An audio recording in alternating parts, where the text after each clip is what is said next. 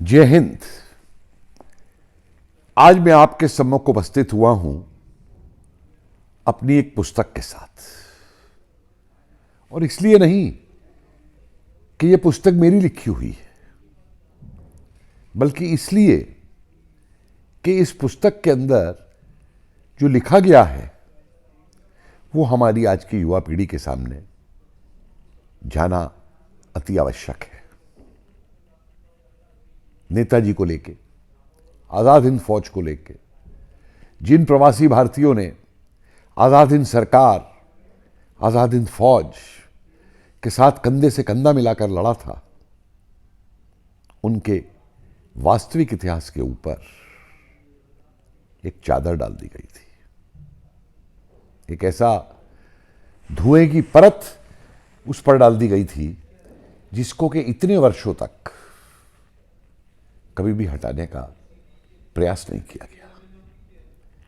अफसोस की बात यह है कि उस समय के जो वृतांत थे, लेफ्टिनेंट के एल पलटा के लिखे हुए, लेफ्टिनेंट मुलकर के लिखे हुए, एसी चटर्जी की लिखी हुई किताबें, ज्ञानी केसर सिंह की लिखी हुई किताबें, एसएन अय्यर की लिखी हुई किताबें, डॉक्टर कासलीवाल की लिखी हुई किताब, जो कि खुद उस संघर्ष के अंदर अहम भूमिका निभाते रहे थे और जिन्होंने वो सच्चाई लिखी थी, उस सच्चाई को भी दरकरार कर दिया गया। किसी विश्वविद्यालय में उनकी पुस्तकों को पढ़ने के लिए नहीं लगाया गया। जो तथ्य उनमें लिखे हुए थे उनको कभी किसी भी टेक्स्ट बुक में नहीं डाला गया। इसलिए मैंने ये आवश्यक समझा कि उन तथ्यों को हम अपनी युवा पीढ़ी के सामने लाएं। और जिस समय में नेताजी और आजाद हिंद फौज का संग्रहालय बना रहा था लाल किले के अंदर, तभी मैंने ये निर्णय ले लिया था। उसका नतीजा है आज ये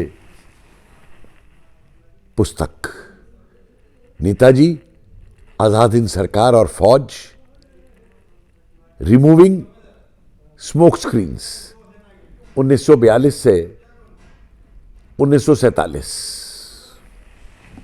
इस पुस्तक में कंक्लूडिंग चैप्टर के अलावा 42 चैप्टर है और इसको 3 भागों में मैंने बांटा। पहले भाग में हमारे जो हीरो रहे, जो हमारे शहीद रहे, उनका जिक्र है और इसकी शुरुआत आजाद हिंद फौज की स्थापना से लेकर के की गई है। उस संदर्भ में भी कई भ्रांतियों को दूर किया गया है और उसके बाद ये दिखाया है कि किस तरीके से 1939 से ही नेताजी ने एम ऑर्गेनाइजेशन के माध्यम से इस संदर्भ में प्रयास प्रारंभ किए थे। इस एम ऑर्गेनाइजेशन की जानकारी आज तक किसी को नहीं थी। ये CIA के रिकॉर्ड से पूरा मैंने निकाला है और ये सब दिखाते हुए हमने उसमें बाल सेना, रानी झांसी रेजिमेंट, आज़ाद हिंद दल, जो ट्रेनिंग कैंप बनाए गए, जो टोक्यो में कैडेट्स भेजे गए ट्रेनिंग के लिए, आज़ाद हिंद फौज का संगठन क्या था और इसके अलावा जो महत्वपूर्ण निर्णय नेताजी ने लिए, जैसे जापानियों के साथ जब मिलकर के चले तो एक निर्णय ये लिया गया था कि जिन इलाकों को भी आज़ाद कराया जाएगा अंग्रेज़ों से भारत के, उनमें कहीं भी जापानी झंडा नहीं लगेगा। उनका प्रशासन जो है वो भी आज़ाद हिंद सरकार की तरफ से ही होगा, जो चीज़ें लोगों को बताई ही नहीं गई। इसके अलावा फिर जो विभिन्न युद्ध आज़ाद हिंद फौज ने लड़े, नेताजी ने किस तरीके से जाकर के युद्ध क्षेत्र के अंदर कमांड किया अपनी सेनाओं का, नेताजी की ज़िंदगी के ऊपर किस तरीके के दोबारा उनको कत्ल करने के जो प्रयास है वो रंगून में किए गए, लेकिन कोई भी बम जो है और कोई भी अंग्रेज़ों की गोली जो है वो उनको मार नहीं पाई। एक और महत्वपूर्ण बात इसमें ये भी है कि पनडुब्बी के माध्यम से या ज़मीन के रास्ते या पैराशूट के रास्ते जो आज़ाद हिंद फौज के लोग हिंदुस्तान में आए उस समय आज़ाद हिंद फौज के लिए कार्य करने के लिए, उनके तमाम मिशन का भी जिक्र है इसके अंदर। और इसके साथ साथ हमने जो नेताजी के विभिन्न अन्य कार्य हैं इनको लामबंद करने में, उन सब का जिक्र किया है। साथ ही में एक और महत्वपूर्ण बात इस पुस्तक में दी गई है कि जिस प्रकार आज हम परमवीर चक्र देते हैं, महावीर चक्र देते हैं अपने वीरों को, उसी प्रकार नेताजी ने शहीद भारत, तगमा बहादुरी, तगमा शत्रुनाश, इस प्रकार के 91 लोगों को, जो अब तक मैं निकाल पाया हूं, मेडल दिए थे। लेकिन इस किसी भी वीर का जिक्र हमारी किसी पुस्तक में नहीं आता। तो उनकी चर्चा की गई है और उनमें से 64 लोगों की जो बहादुरी के कारनामे हैं उनका भी जिक्र पुस्तक में किया गया है। नेताजी के साथ क्या हुआ, जो उनकी तथाकथित मृत्यु की लोग बात करते हैं, उस घटना को पूरी तरीके से इसमें निरस्त किया गया है। और ये साक्ष्य दिए गए हैं कि हवाई जहाज़ जैसी कोई दुर्घटना वहाँ पे हुई ही नहीं थी। इसके अलावा आज़ाद हिंद फौज के खजाने के साथ भी क्या क्या किया गया, वो भी इस पुस्तक के दूसरे भाग में दिया गया है।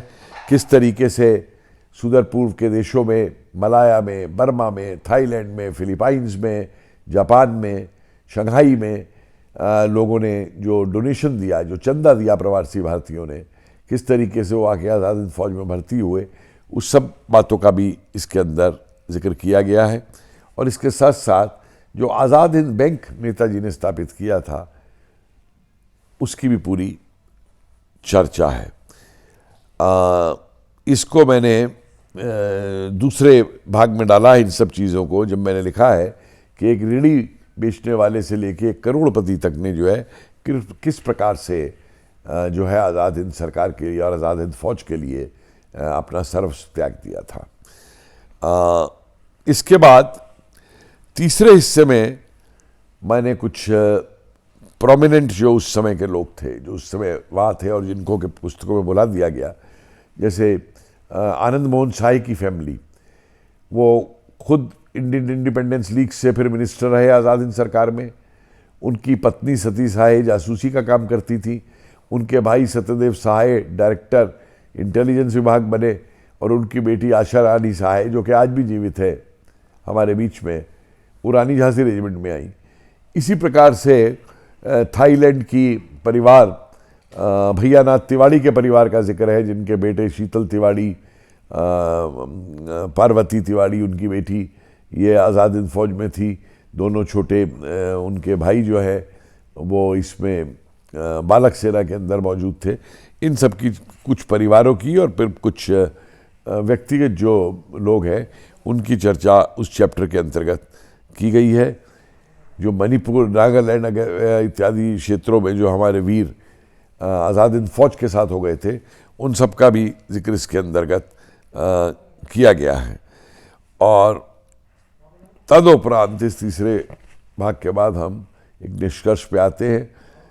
निष्कर्ष में मुख्यतः मैंने निष्कर्ष और प्रस्तावना में भी मैंने जो उस समय के भारत के डोमिनियन के प्रधानमंत्री नेहरू का जो रवैया था आज़ाद हिंद फौज के लिए और नेताजी के लिए, उस सब को भी उजागारा है और बताया है कि कैसे आज़ाद हिंद फौज के लोगों के साथ दुर्व्यवहार उस समय में किया गया। यहाँ तक कि देखिए ना कि 16 अगस्त को जब लाल किले पर झंडा फहराया गया तो माउंट बैटन और ऑकिनलेट, कमांडर इन चीफ अंग्रेज़ों का था, उसके कहने के ऊपर आज़ाद हिंद वालों को जो है लाल किले के अंदर नहीं लाया गया।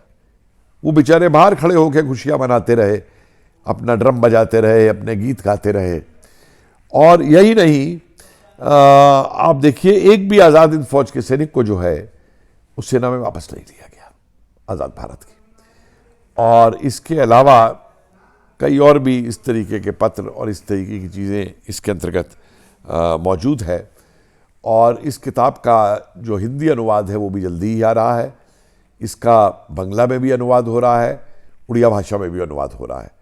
तो मुझे उम्मीद है कि ये पुस्तक अब अमेज़न पे भी उपलब्ध है। किताब वाले जो प्रकाशक है उन्होंने छापा है इसको, तो मुझे उम्मीद है कि आप लोग इस किताब को पढ़ेंगे और ये इस पुस्तक को इस तरीके से लिखा गया है कि एक 8वीं क्लास के बच्चे से लेकर के और एक शोधकर्ता तक जो है वो इससे लाभ उठा सके, क्योंकि तमाम चीज़ें 42 और 47 के बीच की जो गर्त में डाल दी गई थी या जिन पे पर्दा डाल दिया गया था या जिस इतिहास को दबाया गया था, वो इतिहास इनके अंतर्गत उभर करके सामने आ रहा है।